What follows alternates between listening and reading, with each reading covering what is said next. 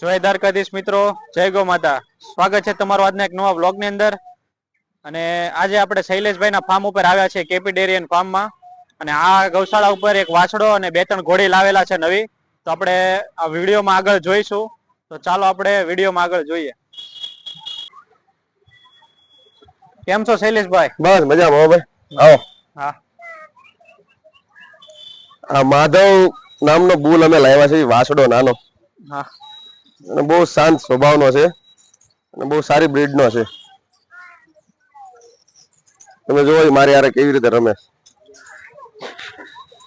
કેટલીક ઉંમર હશે અંદાજે? આના 13 મહિના છે ભાઈ. બોડી પણ એમ બનાવી છે આને. જો અહીંયા પાસે આવો, એમ અરે માથું જોવો તમે આનું.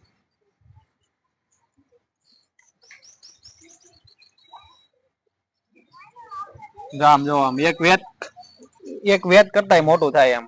હજી 13 મહિનાનો જ છે તોય. બહુ શાંત છે, માધવ છે માધવ.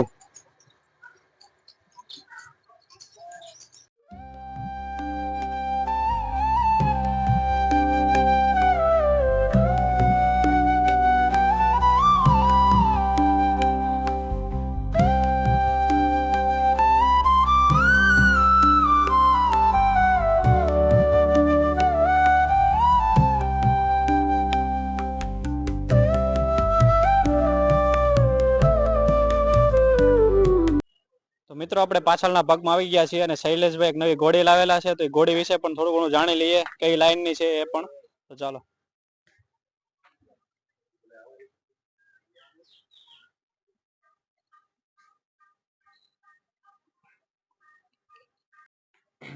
આ ઘોડીનું નામ કેસર છે, 62 નું ગજુ છે. અને આ એની વછેરી છે, એનું નામ ક્વીન પાડ્યું છે આપણે. ક્વીન. હા. અને 15 મહિનાની છે અને 56 નું ગજુ છે. 56 નું. હા. અને એનો બાપ છે સુમરાજ, જે બનાસકાંઠામાં ઉભો છે. અને એનો બાપ છે વનરાજ, અલીબાબા લાઈનની છે. અને આ આપણે 15 થી 20 દીમાં કેસર ઠાણ દેશે, જે આપણે સુરત રામમઢી ઘોડો છે રૂપ સુંદર એનાથી.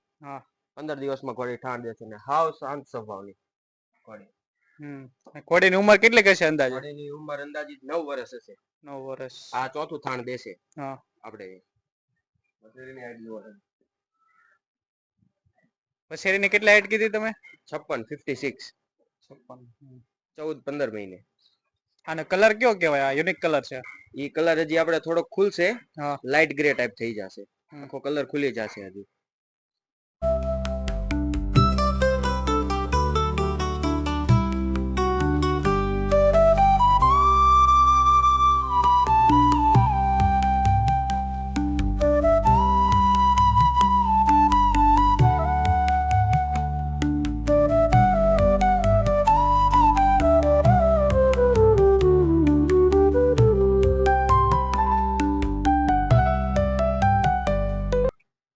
તો મિત્રો અત્યારે આપણે વાછોડાના વાડા પાસે આવી ગયા છીએ અને વાછોડા બધા આરામમાં છે, તો એકવાર એને પણ જોઈ લઈએ.